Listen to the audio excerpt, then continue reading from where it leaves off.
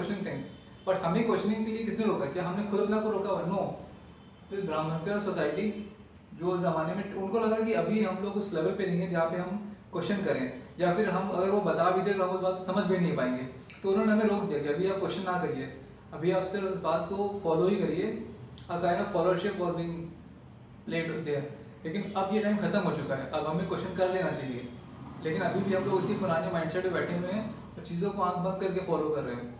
ये नहीं, और जो डेली लाइफ में हम कर रहे हैं वो भी हम सिर्फ फॉलो ही कर रहे हैं। We are not even questioning anything. और मैं ऐड ऑन करूंगा, जैसे एंकलेट है, पायल है, चांदी की पायल पहनते हुए देखा होगा आपने फीमेल्स को।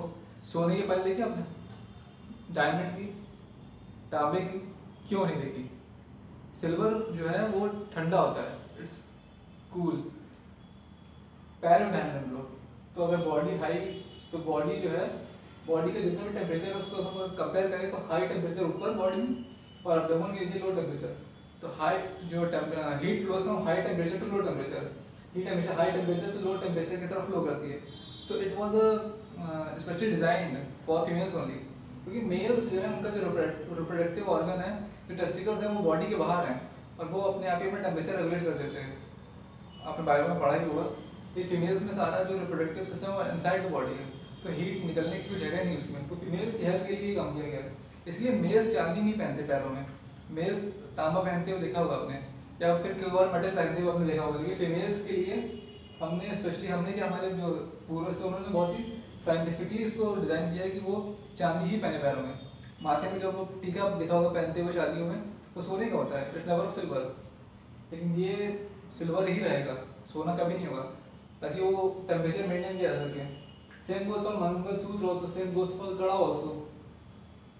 मंगलसूत्र व्हेन यू मैरिड, आप शादी हो चुकी है आपकी, आप प्रॉपर्ली मैरिड हैं, तो जब आप एक सोसाइटी में आप एक्सपोजर कर रहे हैं अपना, आप अपने आप को एक्सप्रेस कर रहे हैं, तो मेरी सबसे पहली नज़र आपके मंगलसूत्र पे जाएगी, आपके सिंदूर पे जाएगी।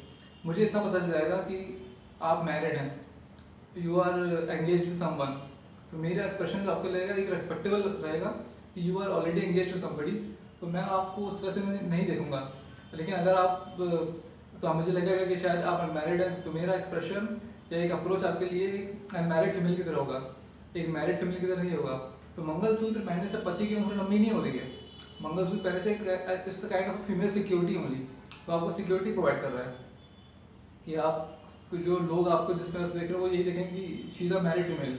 कड़ा पहनते हैं, ये मैंने भी पहना हुआ है। यहाँ पे आगे बशर चार्ट में देखेंगे आप, यहाँ पर आपके सेक्स गोनैड्स होते हैं, सेक्स ग्लैंड्स होते हैं यहाँ पे दोनों साइड। तो जब ये कड़ा पहनते हैं आप, नॉर्मली यहाँ पर जब पहनते हैं और आप कुछ काम कर, जैसे पहले लोग चावल चावल कह सकते हैं, या फिर आप जो मसाले कूटते थे वो, तो मसाला कूटने में इट्स मूविंग अप डाउन, हम रनिंग कर रहे हैं, मैं एक्सरसाइज कर रहा हूँ, ऐसे ऐसे अप डाउन चल रही है, एक्सरसाइज चल रही है। तो इससे जो यहाँ पर प्रेशर पड़ रहा है, it acts as a, it balances that gland. तो जो माल फंक्शनिंग होती है ग्लैंड की, उसको बैलेंस कर देता है। तो जब मेरा ग्लैंड ही बैलेंस रहेगा, ओवर एक्टिव नहीं है, हाइपर एक्टिव नहीं है, नहीं अंडर एक्टिव है, जब मेरा ग्लैंड बैलेंस रहेगा तो मेरा बिहेवियर भी बैलेंस रहेगा। मैं उस टाइप का प्रोमिस्कुअस बिहेवियर में नहीं जा पाऊंगा। I will never go to astray, never go astray, मैं लिमिट में रहूँगा।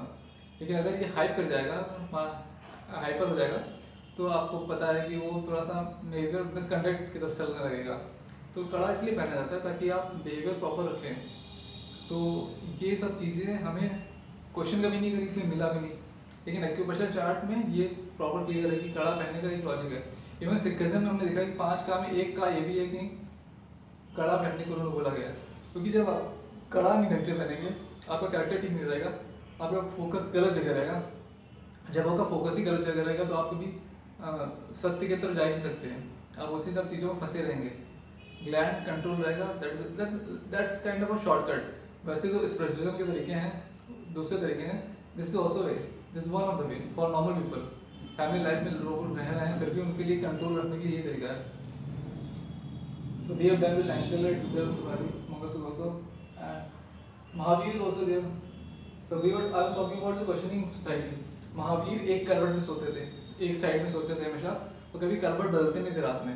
उनको ये फील हो जाता रहता था हमेशा कि अगर मैंने करवट बदल दी तो कहीं कोई छोटा मोटा कीड़ा कहीं दब ना जाए। इतने सेंसिटिव थे वो, एंड सेंसिटिव थे इसलिए तो नॉन वायलेंट थे he was like extreme epitome of non violence, इसको बोल सकते हैं। इतने सेंसिटिव थे वो कि वो करवट एक ही रहते थे, बदलते रहते थे, उनकी फीस थी।